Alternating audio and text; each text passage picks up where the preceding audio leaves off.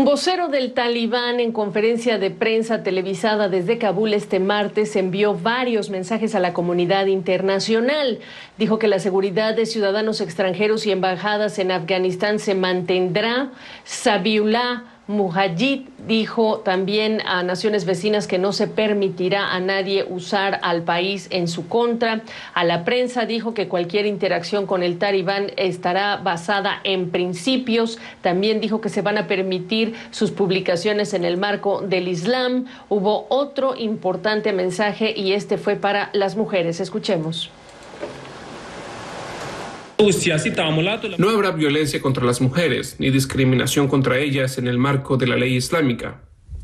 Nuestras hermanas y madres, como se ha dicho en la Sharia, que es nuestro valor, las mujeres son una parte importante de la sociedad. Bueno, pues ya llegó a esta redacción Camila Pastor de María y Campos, ella es investigadora del CIDE. Buenas tardes, Camila, ¿tú qué dices? El Talibán el Talibán de hace 20 años... ¿Con nuevas ideas? ¿Hay razones para creer? ¿Qué tal, Gabriela? Muchas gracias por la invitación. Mira, yo, igual que muchas de las mujeres que son líderes de asociaciones de derechos de mujeres y que han expresado su preocupación en esta última semana al ver este avance tan rápido y esta toma final de la ciudad capital y el derrumbe, de hecho, la forma en que se desmoronó por completo el gobierno afgano frente al avance del Talibán, pues hay mucha zozobra, hay mucha inquietud, porque hay una historia muy dura, muy difícil del Talibán como digamos, proyecto de gobierno. ¿Sí? En que del 96 al 2001, que es cuando estuvo a la cabeza de Afganistán antes, tiene una historia de atacar sistemáticamente a el lugar de la mujer en el espacio público, ¿no? Entonces, de cerrar y de hecho desmantelar y quemar escuelas para niñas, de prohibir la libre circulación de las mujeres en el espacio público, obligándolas a circular siempre con un guardián varón, retirándolas por fuerza de sus trabajos, porque además recordemos que Afganistán a principios de los 90 era un país que de hecho tenía una población femenina con muchísima educación, en donde un gran porcentaje de las mujeres tenían estudios incluso universitarios, ¿no? Entonces, con esos antecedentes, a pesar de las declaraciones que hacen ahora los líderes y a pesar de su llamado y de que estén convocando, digamos, a las mujeres a formar parte del gobierno, como lo están haciendo, nominalmente, por lo menos en palabra, pues hay mucha preocupación. Eso me queda todavía con la pregunta abierta y me imagino, Camila, que la respuesta no es fácil porque una cosa es decir y otra cosa es hacer. Digamos que en el trayecto del Talibán hacia Kabul hay, muchas historias ya que ha podido recoger y hemos podido recoger como CNN, por ejemplo, una mujer que les abre la puerta, que les dice soy pobre, no tengo para comer y esta mujer muere a golpes. Y esto estamos hablando de apenas hace algunas semanas, por lo tanto, es difícil pensar que hay razones para creer, pero lo que sí es que están buscando legitimarse a nivel internacional, ¿no es así? Claro, por supuesto. Y ahí también creo que hay que distinguir, y esto es difícil, y sobre todo a distancia, entre el Talibán como proyecto de gobierno y, digamos, sus líderes que están intentando negociar con el gobierno afgano anterior y digamos, llegar a una transición que les devuelva a ellos el Estado, ¿no?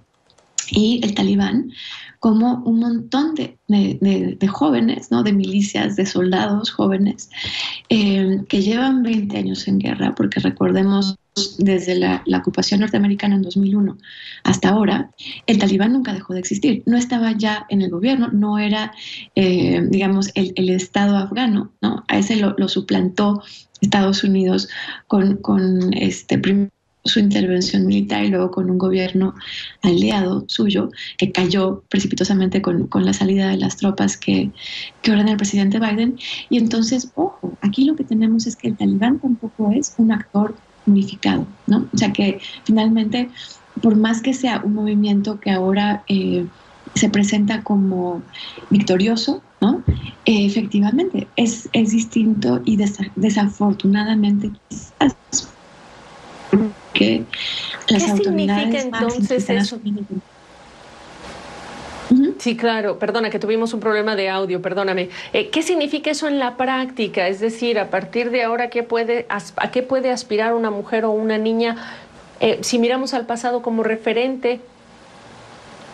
Pues depende de dónde está, yo diría. Yo diría que, por ejemplo, que son mucho más vulnerables las mujeres y las niñas que están en zonas rurales, quizás más remotas, donde hay menos control del mismo talibán sobre su gente, es decir, sobre sus milicias y sobre una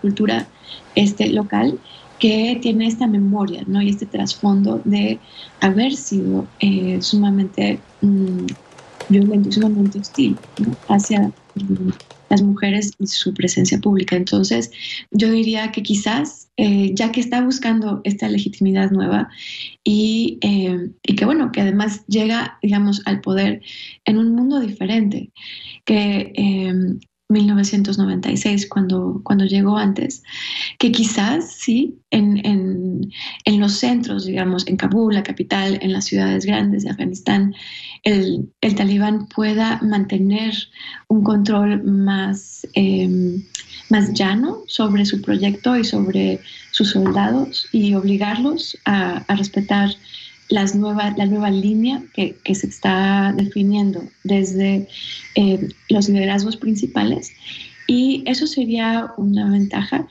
Y ahí también lo que hay que recordar es que en todas sus declaraciones, incluso las autoridades principales, lo que están diciendo es que van a respetar los derechos de las mujeres tal y como ellos los interpretan dentro de su visión del Islam. Y esto es importantísimo de entender, porque el talibán constituye una lectura particular del Islam, ¿sí? Es una forma de entender esa tradición, que es una tradición grandísima y antiquísima, ¿sí? Y es una forma particularmente severa. Bueno, pues con eso termino mi conversación contigo porque se nos terminó el tiempo, Camila, pero esa es la última parte, con esa idea de no olvidar en el contexto de qué lo están diciendo. Gracias a Camila Pastor por esta perspectiva.